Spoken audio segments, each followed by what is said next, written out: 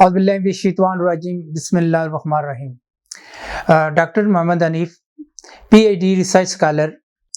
Currently infected disease आजकल नहीं, ये पिछले मैं देख रहा हूँ 1 साल से ये चल ही रहा, बल्कि इससे भी ज़्यादा अरसे से रेगुलरली सबसे ज़्यादा जो प्रॉब्लम आ रही है वो आ रही है वायरल इन्फेक्शन। अच्छा, एक बीमारी खत्म होती है, दूसरी खत्म होती है, तीसरी खत्म होती है, चौथी, ये रेगुलरली आ रही है। लेकिन ये शुरू होती है जनाब आपके फ्लू से।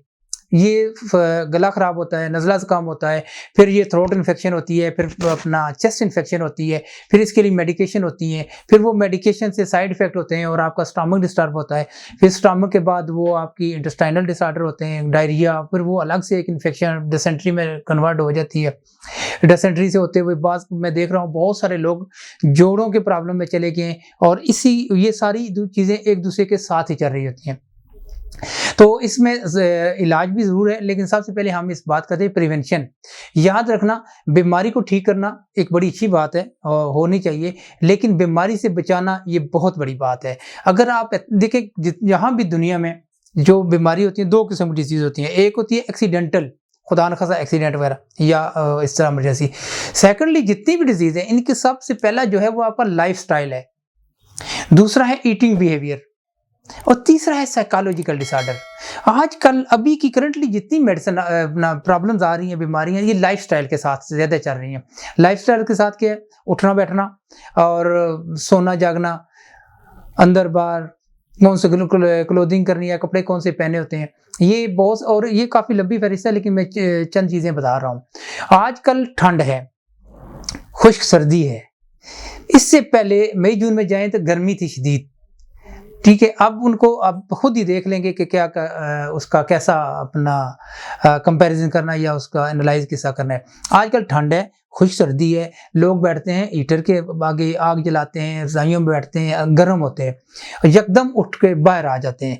जो ही बाहर आते हैं बॉडी होती है हीट अप और वो ठंडी हो जाती है। ये पहले हम जब छोटे थे तो इसको कहते थे गर्म सर्द होना, और मेरे ख्याल आज भी यही होता है। वहाँ से आपका इम्यून सिस्टम होता है वीक, वायरस तो ढेरों के साथ फिर रहे होते हैं, वो वायरस आपके अंदर ही होता है, कोई वो बॉडी पे अटैक कर देता है। और शुरू ये होता है जनाब फ्लू से, सेकेंडली गला खराब होता है, फिर अपर रेस्पिरेटरी ट्रैक्ट इन्फेक्शन होती है, फिर लो में जाती है, बहुत सारे नमूनियों के केसेस आ रहे हैं, और नमूनियों के साथ फिर मजीद आगे जो जाता है बैक्टीरिया में चेंज होता है। अब बैक्टीरिया है ये भी, और इस तरह बहुत सारी बीमारियां जन्म लेती हैं, लेकिन शुरू इस तरह से होती हैं। आप ये करें कि अपने आप को कवर करें, जब बाहर निकलें अच्छे तरीके से कवर करें नाक को, और वो जिसका बड़ा अच्छा एक रिवाज आ गया था हमारे पास मास्क का, अब शायद मास्क कम हो रहे हैं, लेकिन आप किसी भी कपड़े से इसको कवर कर लें, गर्म ठंडा ना होने दें। फिर दूसरा ये है, खुदा न खासा अगर कोई प्रॉब्लम हो गई है, कोशिश करें, जो हमारे यहाँ सबसे बड़ी बीमारियों की वजूहत है वो है सेल्फ मेडिकेशन। हर बंदे के घर इतनी दवाइयाँ पड़ी हुई हैं कि वो अच्छा खासा छोटी बड़ी डिस्पेंसरी चला सकता है बंदा। सेल्फ मेडिकेशन से बिल्कुल बचें, पहले बॉडी को मौका दें, वो खुद उसके साथ उसकी फाइट करे और ख़ुद वो बीमारी कंट्रोल हो। अगर नहीं हो रहा, फिर याद रखें, कभी भी आप सेल्फ मेडिकेशन में न जाएं, बाकायदा किसी डॉक्टर से कंसल्ट करें, कोई भी डॉक्टर, जो भी हेल्थ प्रोवाइडर हैं, आप उनसे मिलें और बाकायदगी से अच्छे तरीके से उसका ट्रीटमेंट करा लें। एक दफ़ा आप किसी भी बीमारी को ख़त्म करा लेंगे तो बहुत कम चांसेस होते हैं कि दोबारा वही अटैक हो, अगर हो भी कुछ % तो उसका भी फिर हल हो जाता है। ये तो होगी मेडिसन।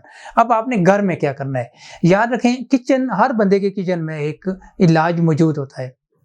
जैसा अभी चल रहा है, आजकल जो माहौल चल रहा है, गला ख़राब हुआ, फ्लू हुआ, अब जी शांदा वगैरह तो सारे लोग इस्तेमाल करते हैं, वो उनको पता भी है। अगर नहीं है तो कुछ एक बड़ा अच्छा पिछले दिनों कुछ फार्मूलेशन हुई थी, बहुत सारे लोगों ने फार्मूले बनाए थे। आप हल्दी लें, हल्दी में बेसिकली इसको सिर्फ हल्दी नहीं लेनी, इसमें करकुमन है, ये बाकायदा एक केमिकल है जो एंटी इन्फ्लामेटरी है, एनाल्जेसिक है और एंटीपायरेटिक भी है।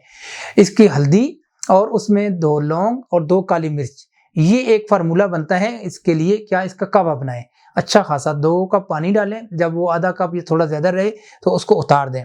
जायके के लिए आप उसमें ग्रीन टी डाल सकते हैं, अगर चाहें तो आप शहद भी डाल सकते हैं, मीठा करने के आप उसमें खजूर भी शामिल कर सकते हैं। लेकिन मेन जो इंग्रेडिएंट्स हैं वो हैं हल्दी, काली मिर्च और लौंग।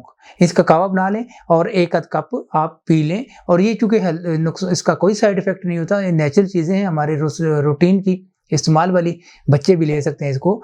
बच्चों को थोड़ा करके दें और बड़े कम से कम 1 कप या आधा कप लाजमी ले लें। इससे क्या होगा, इससे जो आपकी इम्यूनिटी है वो बूस्ट होगी, वो एक्टिव होगी और छोटे-मोटे प्रॉब्लम ऑटोमेटिक खुद ही ये रिलीव हो जाएगा। और ये बहुत सारे लोग पूछते हैं कि कितना अरसा पीना चाहिए?